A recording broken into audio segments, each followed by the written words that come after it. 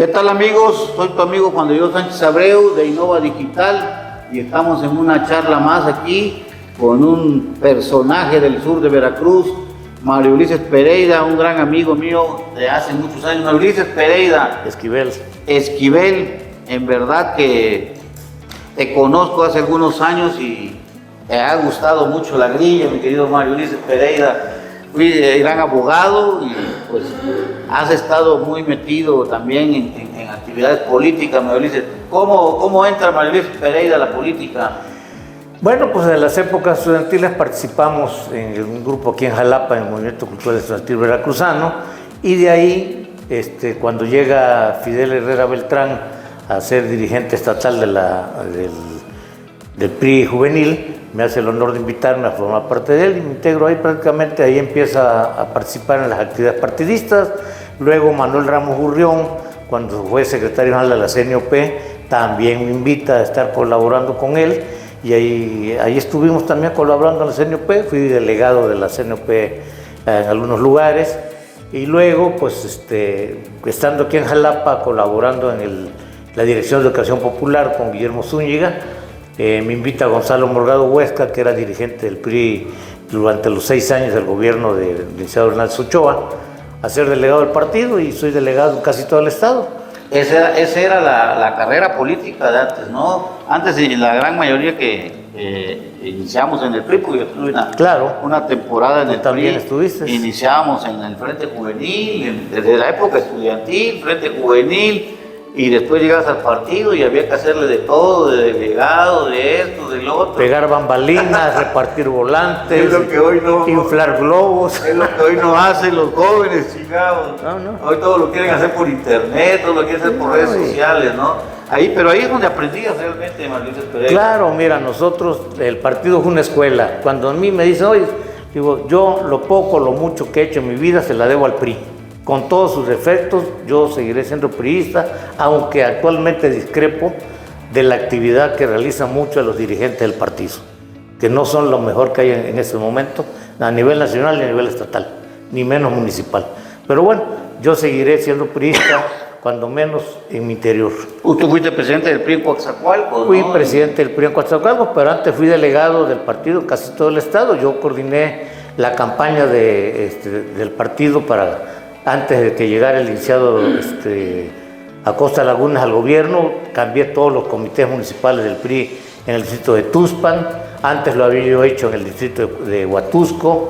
Llega el licenciado y prácticamente soy el coordinador por parte del PRI de la campaña de don Agustín en Tuxpan, ahí colaborando estrechamente con el licenciado Morales Lechuga, que es el coordinador general de la campaña de don Agustín. Don licenciado Morales Lechuga de Poza Rica, él, ¿no? Poza Rica. Y después él fue secretario de gobierno, ¿no? Secretario de gobierno, después fue procurador de la Ciudad de México, procurador general de la República, embajador en Francia, gran notario público en México, de los más prestigiosos que hay en el país. Y en tu experiencia como presidente del PRI en Coatzacoalcos en esa época, ¿cómo trabajabas allá? Bueno, mira, era el PRI hegemónico, el PRI donde prácticamente uno formaba parte de la administración pública también como presidente del partido, ¿no? Tenía unos contactos directos con las autoridades municipales. ¿Quién era el presidente municipal de Coatzacoalcos? Me tocó una gente que desafortunadamente no era priista, don Pompeyo Figueroa Ortera, no era priista, pero bueno. Llegó por destino de la vida, ¿verdad? Fíjate que ese es un buen detalle. Todo estaba preparado para que fuera presidente municipal el licenciado Francisco Montelloca López. Ya tenía el acuerdo del propio gobernador Acosta Lagunes, tenía el respaldo de Juan Gilman, que era el presidente municipal de Coatzacoalcos, contactos a nivel de México, y en ese grupo yo iba de síndico primero, con Francisco Montelloca. Llegamos aquí, él siendo diputado local, me entrevisté con él, platicamos, nos pusimos de acuerdo, hicimos el proyecto de cómo íbamos a trabajar la campaña, él como presidente, yo como síndico, primero, y estábamos perfectos. Pero algo se atravesó, un dedo mágico. Las circunstancias de la política es increíble, ¿no? Y Montelloca siempre quiso ser presidente municipal de Coatzacoalcos. Sí, y no lo ha logrado. Nunca lo logró. Y bueno, dicen que en esa época era presidente el licenciado Miguel de la Madrid, presidente de la República, y una hija de don Pompeyo Figueroa era su secretaria muy cercana en la presidencia, y que le pidió la hija, el papá le dijo a la hija que le pidiera la presidencia para don Pompeyo. Y de esa manera llega don Pompeyo. Sí, me acuerdo. Me acuerdo que incluso hasta cuando le dijeron a don Pompeyo no sabía ni qué era. Sí, no, pero además en un vuelo iba a un evento a Yucatán, a Mérida, el señor gobernador, a Costa Lagunes, e invita a Montes de Oca. Y en el avión, ahí dice, fíjate que ya no vas a ser candidato. En el avión, creo que Pancho en ese momento estuvo a punto de tirarse al mar, nomás porque no pudo. A Cancún iba llegando. Y bueno, y la verdad que ese movimiento, al no llegar Francisco Montes de Oca a la presidencia municipal, también me afecta a mí. Vienen los ajustes, don Pompeyo no me acepta a mí, y entra Raúl Aguilar Ucelay como síndico primero del ayuntamiento, y entonces Amadeo Flores, que era el que me está impulsando a mí para la sindicatura, pues me hace presidente del PRI, y así llego ya a la presidencia del PRI en Coatzacoalcos, y siempre fue un constante pleito con don Pompeyo hasta que logró quitarme. Después de 2 años de lucha ahí, pero hicimos muchas cosas en el partido, Juan. Mira, el PRI estaba totalmente abandonado. Yo conseguí, gracias a los amigos que tuve muchos en Coatzacoalcos, y tengo todavía muchos por fortuna, lograr conseguir más de 100 sillas para el salón de actos de ahí del auditorio del partido. Logré pintarlo con todas sus cortinas, que me las regaló don Pedro H. Salinas, el dueño de Rancho Viejo. Le conseguí climas con los amigos, con Mayo, un amigo que tenía climas. O sea, hicimos muchas cosas en el partido, ¿no? Hicimos un evento invitando a las escuelas primarias para que hicieran trabajo manual los niños. Hicimos 3 grupos, primero, segundo, tercero, cuarto, quinto y sexto. Y fue un exitazo la exhibición, y tenemos en mi libro, ya aparecen las fotografías de esos eventos que yo realicé en el PRI municipal de Coatzacoalcos. Cómo conseguí un viaje en la ribera del río con un barco de la Armada. Fue la gente, los padres de familia y los niños que participaron. Gente que me dijeron, licenciado, yo tengo 40 años de vivir en Coatzacoalcos y nunca me había subido un barco, etcétera, detalles de eso que te llegan. Y otro evento, perdón, ya para terminar esa.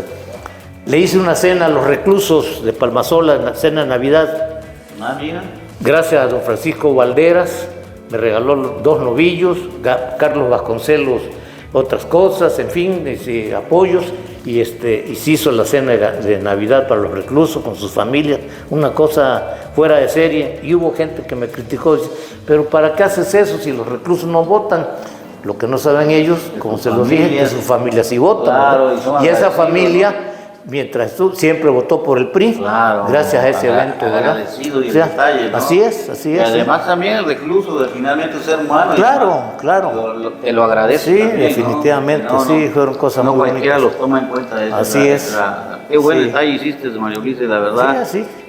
Cosas increíbles. Y tan bonitas las instalaciones que son de Coatzacoalcos. Sí. A mí me tocó ser presidente del PRI también. No sabía, no recordaba. Yo fui presidente del PRI. Bueno, pues otro de Coatzacoalcos también, que presidente del PRI. Me tocó en la época de Fidel Herrera. Fíjate. Y también hicimos mucho por nuestro partido y por la gente ahí, la colonia y todo eso, ¿no? Sí, pues tú fuiste candidato a diputado local triunfador, además. Área rural. Nos tocó. Y acá a nivel estatal, pues anduviste mucho tiempo en la política también, ¿no? Sí, también anduvimos aquí. Trabajaste en el gobierno del Estado también. Sí, claro. Estuviste metidísimo. Y eso nos dio oportunidad de conocer a muchísimos líderes estatales de ganaderos, de obreros, etcétera, ¿no? Del sector popular. ¿Y cómo ves actualmente la política? ¿Cuál? ¿Hay política? A nivel estatal primero, a ver cómo lo ves. Mira, desgraciadamente se perdió desde hace algunos años, creo, y lo voy a decir con todo lo que sus letras, que empezó la debacle cuando llegó Duarte a Veracruz como gobernador.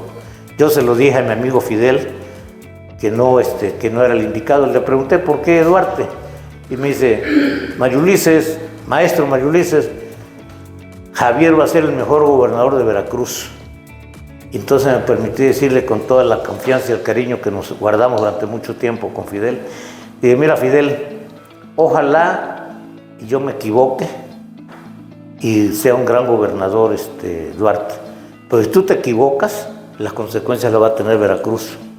Y desgraciadamente el equivocado fue Fidel y no yo, porque las consecuencias del gobierno de Duarte las seguimos teniendo. Sí, tristemente, ¿no? Y cuando va ya siendo Fidel cónsul en Barcelona, lo entrevista una periodista y le pregunta sobre Duarte y reconoce que se equivocó.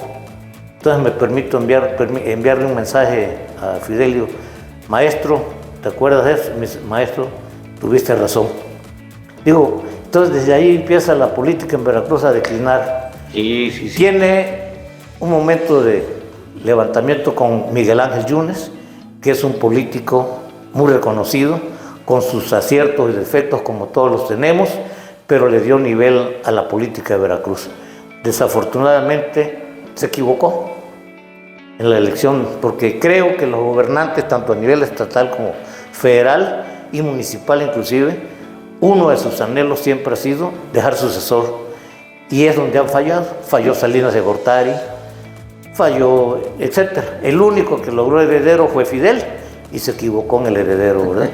Pero bueno, entonces se va Miguel Ángel y llega el actual gobierno y desgraciadamente pues lo vemos todos los días. Oye, No hay presencia del gobierno. Dijera el político, ¿qué tendrá esa maldita silla que los aloca, no?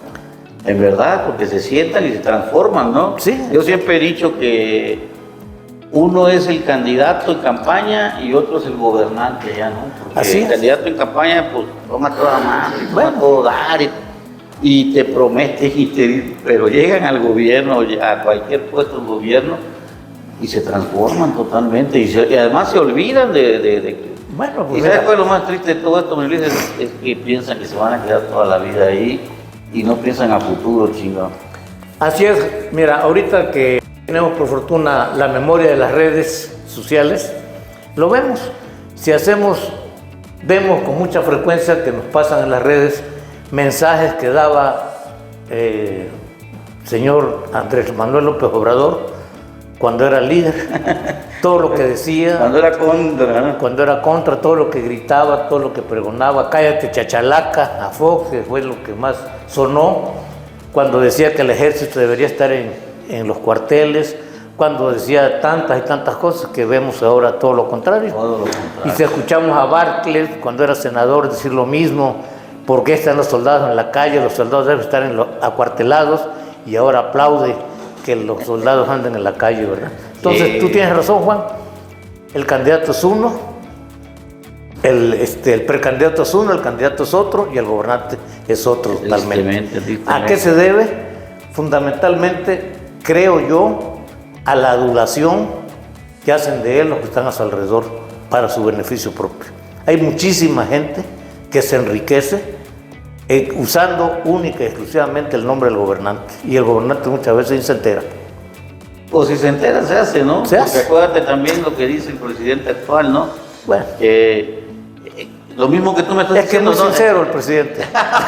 El presidente actual, me acuerdo de una de tantas mañaneras, dijo: es que los presidentes de la República siempre están enterados de lo que pasa, ¿no? Pues quiere decir que él sí está enterado de todo. Pero, tío, es que es muy sincero el señor. Muy sincero, ¿no? Y tristemente nuestro México cada vez está más... Pero bueno, Juan, mira, México es un país muy grande. Es un país de más de 125 millones de habitantes, 130 hablan por ahí, no se sabe exactamente todavía. Que no es lo mismo que hablar de Cuba, que hablar de Nicaragua, que hablar de Bolivia, ¿verdad? O del mismo Venezuela, que son países pequeños realmente, donde de alguna manera en 6 años se pudieron instalar sistemas de gobierno distintos a los que recibieron los gobernantes, ¿verdad? Por fortuna, nuestro México es un país muy grande. Uno se extraña y se admira de ver esa cantidad de vehículos que transitan por las carreteras, que los gobiernos neoliberales, como lo señalan ahora, las hicieron. Los puentes esos que hay en el norte y en el centro del país, que los neoliberales les hicieron, ¿verdad? Y ahí están. Y vemos una flota de camiones. Nomás imagínate, mi hijo trabaja en una empresa de transporte de carga, de trailers, que son 900 trailers y 5,000 remolques. Esa es una empresa pequeña, porque es la séptima en el país. ¿Cuál será la primera, verdad? ¿Cuántos tiene? Entonces, pues es eso. Y el trato que le dan a los empresarios actualmente. Y luego toma en cuenta, por ejemplo, todas las líneas de transporte de pasajeros que hay en el país, de camiones urbanos, que camiones de transporte. Es un país enorme, es un país inmenso. Por eso es que no se han podido hacer las cosas que este gobierno ha querido hacer. Han hecho algunas, ojalá, pero por fortuna no han podido acabar con el país. Oye, y tenemos esperanza de que las cosas cambien muy pronto. A eso iba yo, Mauricio. ¿Cómo ves las cosas ahora sí en las dos alianzas actualmente, ¿no?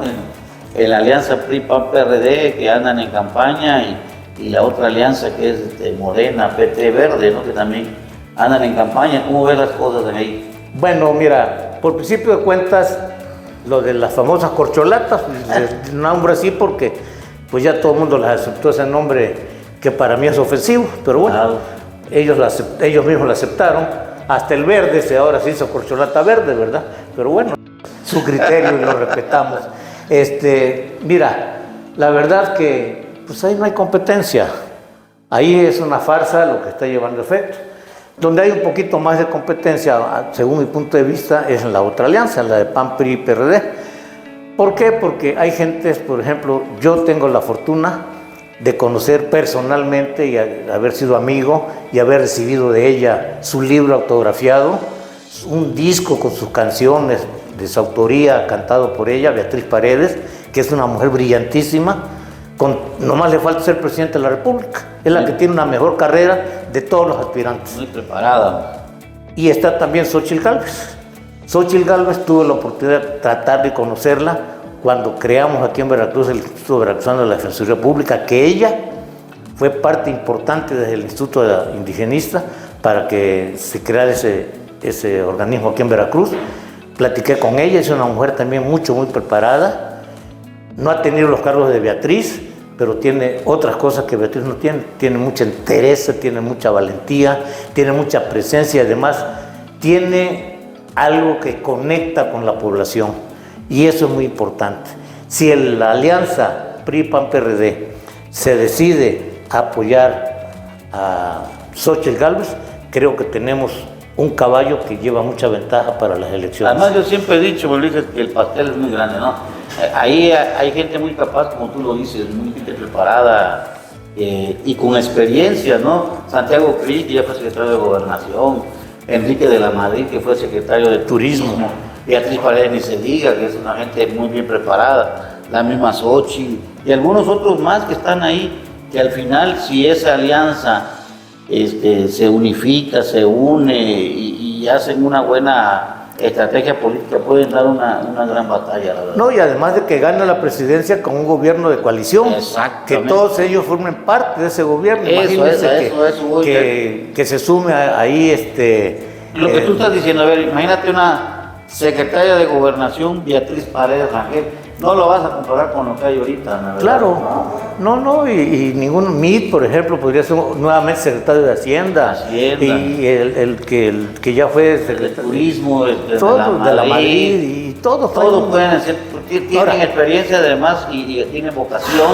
y quieren a México y ojalá y se llegue a un gran acuerdo, ¿no? Yo creo que sí, mira, yo creo que el pueblo de México ha despertado.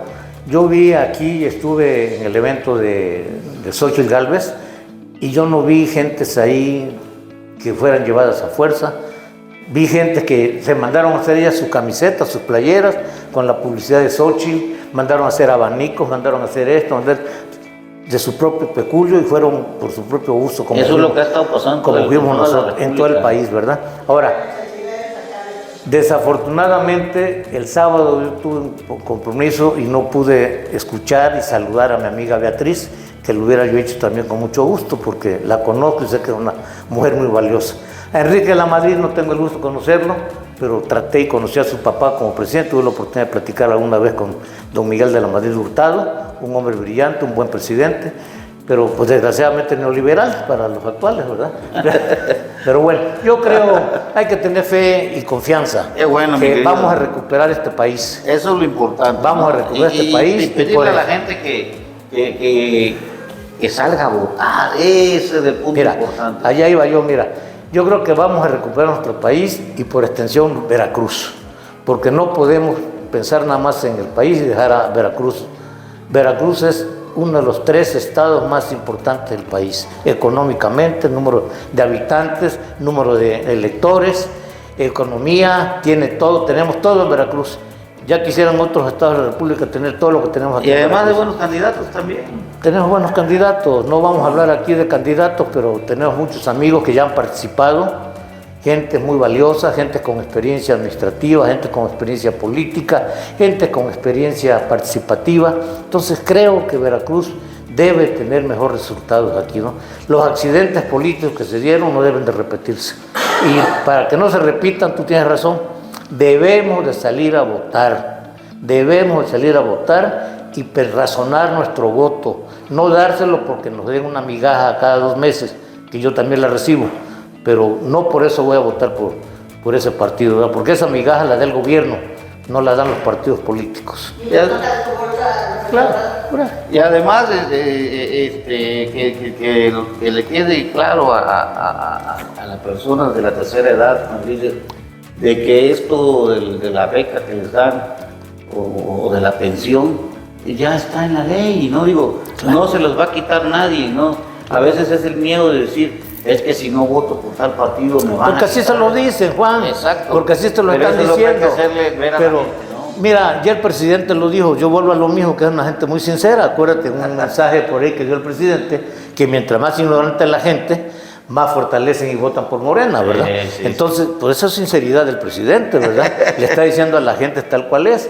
Pero yo creo que aquí en Veracruz debemos de recordarle a la gente que las pensiones para los adultos se iniciaron con Carlos Salinas de Gortari a través del programa de solidaridad, que fue un programa de solidaridad que se implementó en Polonia con el líder Walesa. Con Walesa se implementó aquí en México, lo amplió Vicente Fox cuando fue presidente, y de ahí ha seguido mejorándose, cambiándosele de nombre, pero el programa es el mismo. Entonces que no le hagan al cuento que están inventando el hilo negro, ¿verdad? Muy bien, Mario Ulises. Mucho menos que se va a suspender, porque como tú lo dices, ese apoyo está basado en la ley. Está en la ley y se tiene que seguir respetando. Y como dice Xochitl, lo ha dicho en sus mensajes, a los adultos no nomás darles el dinero, porque ¿de qué sirve que se les dé el dinero si ahora lo están ocupando para comprar medicinas?